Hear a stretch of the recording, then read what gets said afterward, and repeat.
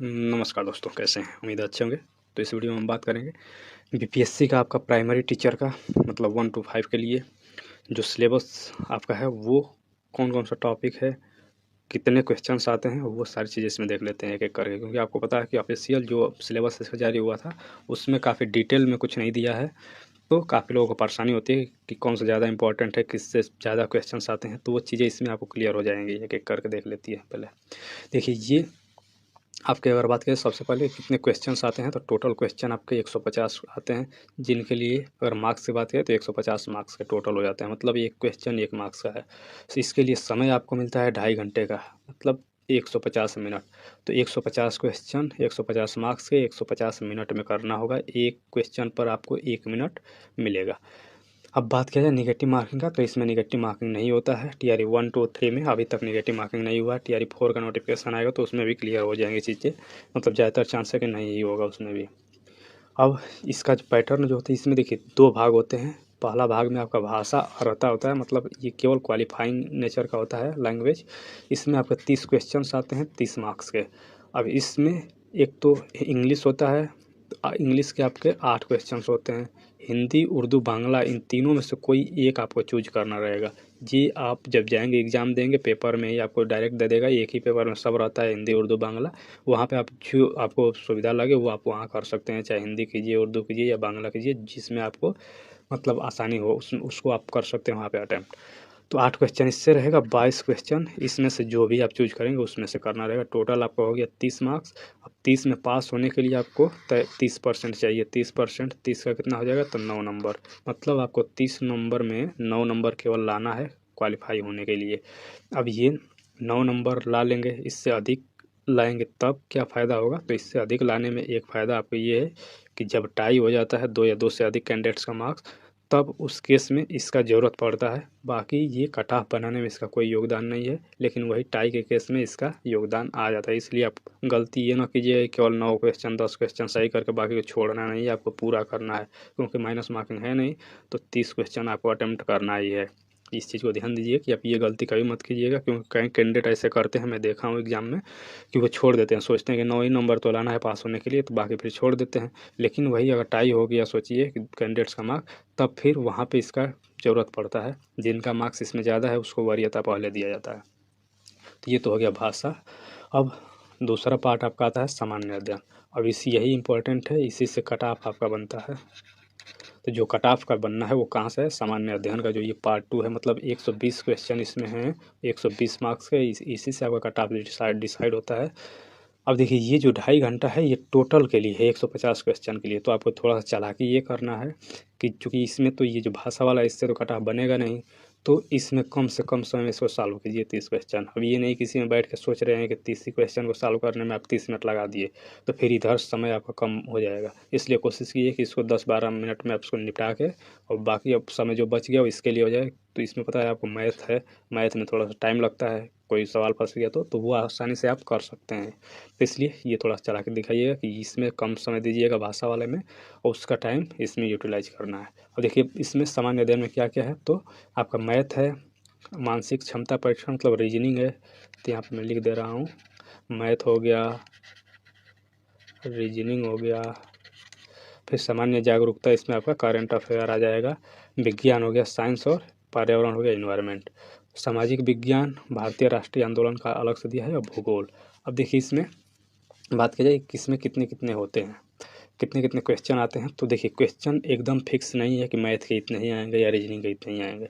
लेकिन जो टीआरई 1 2 3 हुए तो उसका पैटर्न देखा है, तो उसके आधार पर मैथ और रीजनिंग को जोड़ करके दोनों को यदि जोड़ेंगे तो लगभग 32 क्वेश्चन देखने को मिल रहे हैं।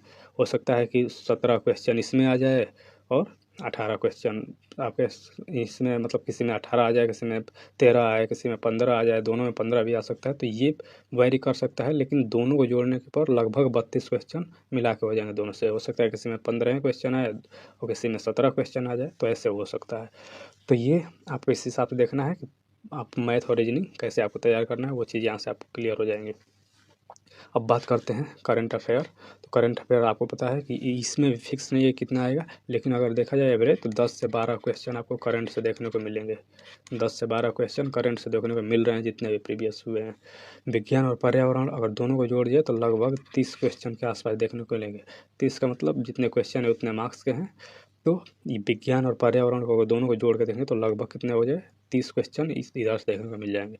सामाजिक विज्ञान में आपका हिस्ट्री हो गया और पॉलिटी हो गया। देखिए इकोनॉमिक्स से क्वेश्चन नहीं देखने को मिले हैं, तो आपको यही दो चीज़ देखना है। हिस्ट्री में भी कौन सा हिस्ट्री, मॉडर्न हिस्ट्री से ही केवल क्वेश्चन आए हैं, तो आपको केवल मॉडर्न ही पढ़ना है। और उसके साथ साथ देखिए भारतीय राष्ट्रीय आंदोलन जो कि हिस्ट्री का ही पार्ट है, तो इसको अलग से लिखा हुआ है। अब इन दोनों को एक साथ लेकर चलते हैं हम लोग। तो हिस्ट्री और ये भारतीय राष्ट्रीय आंदोलन, अगर इनको दोनों को जोड़ दिया है तो लगभग 16 से लेकर 20 क्वेश्चन देखने को मिल रहे हैं हिस्ट्री और भारतीय राष्ट्रीय आंदोलन से। तो ये काफ़ी महत्वपूर्ण है।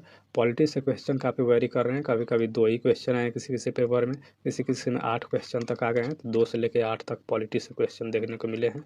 पॉलिटी में भी किया है, तो पॉलिटी में पूरा आपको पॉलिटी भी नहीं पढ़ना है, केवल कुछ जो आपके संविधान संशोधन हो गए, कुछ महत्वपूर्ण अनुच्छेद जो है, अनुच्छेद और संविधान संशोधन, तो यही कुछ जो महत्वपूर्ण संविधान संशोधन है वो, और कुछ महत्वपूर्ण अनुच्छेद हैं वो, यहीं से क्वेश्चन पूछे गए हैं पॉलिटी से। हिस्ट्री अब वही मॉडर्न पढ़ना है, भारतीय राष्ट्रीय आंदोलन पढ़ना है, तो 16 से 20 क्वेश्चन इधर। भूगोल बचा, तो भूगोल से भी लगभग आपके 18 से 20 क्वेश्चन देखने को मिल रहे हैं।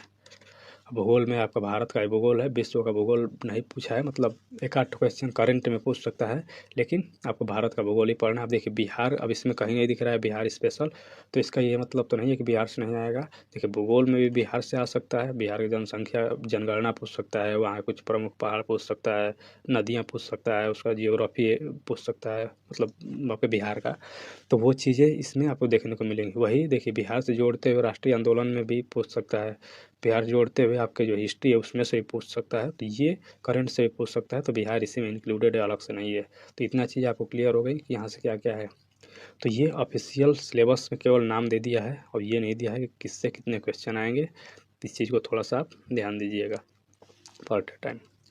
एक चीज़ और ध्यान देना है यहाँ पे कि मिनिमम क्वालिफाइंग मार्क्स भी यहाँ पे फिक्स है कि 120 में आपको कम से कम कितना चाहिए। तो अनरिजर्व के जो कैंडिडेट हैं, ये मेल कैंडिडेट के लिए है, अनरिजर्व मेल कैंडिडेट, या अदर स्टेट भी यहीं पे आएंगे। अदर स्टेट के जो मेल हैं उनके लिए कम से कम 40%, 40% कितना होगा 120 का, तो ये 48 नंबर आपको कम से कम इतना चाहिए। इससे कम है तो फिर भले सीट खाली रह जाएगा, आपका रिजल्ट नहीं बनेगा।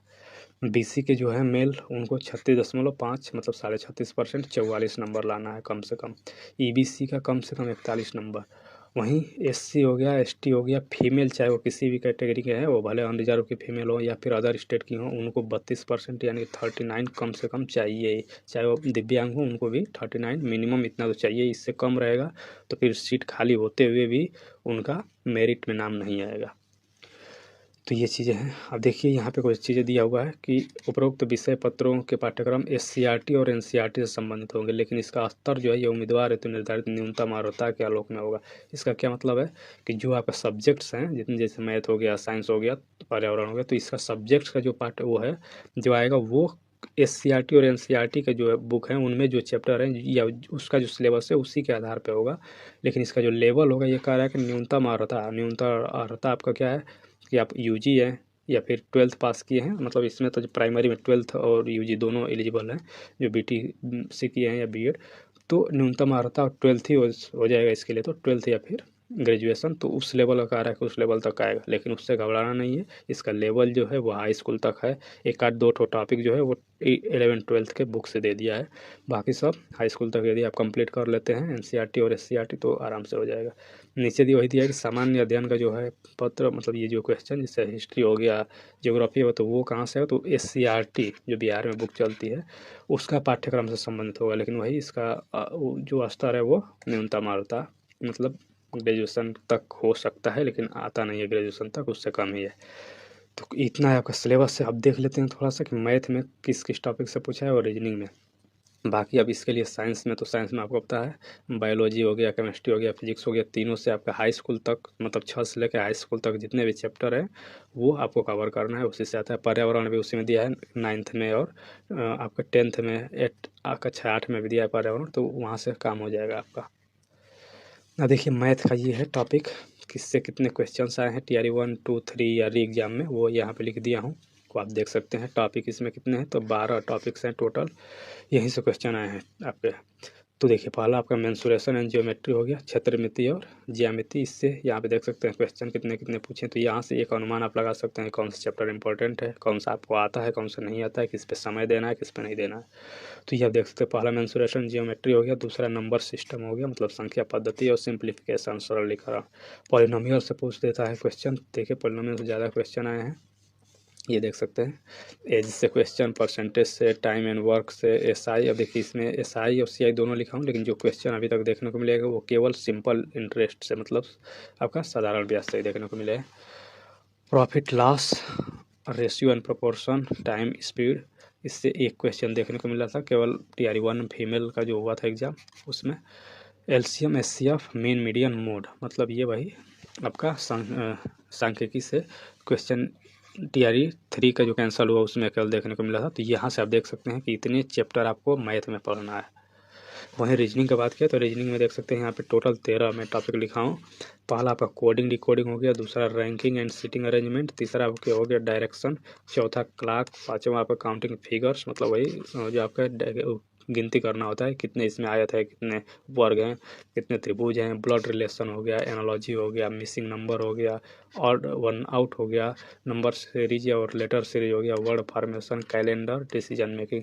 तो इतने टॉपिक हैं जो कि आपके रीजनिंग में इतने टॉपिक से क्वेश्चन आए हुए हैं। मैथ और रीजनिंग को दोनों को जोड़कर लगभग कितने क्वेश्चन बन रहे हैं, 32 क्वेश्चन।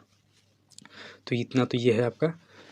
अब देखिए अगर अभी भी कोई डाउट रह जाता है, कुछ पूछना है तो आप पूछ सकते हैं। बाकी इसका जो PDF है वो आपको दे दूंगा टेलीग्राम पर।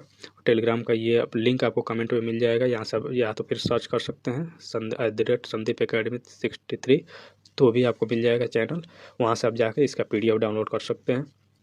बाकी जितने बुक है उस सभी का PDF वहाँ पे अपलोड कर दिया हूँ, वो चैनल डाउनलोड कर सकते हैं।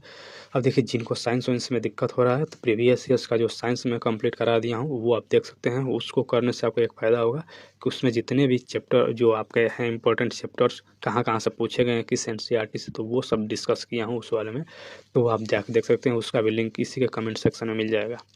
तो चलिए देखते रहिए, मिलते हैं नेक्स्ट वीडियो में, तब तक के लिए धन्यवाद।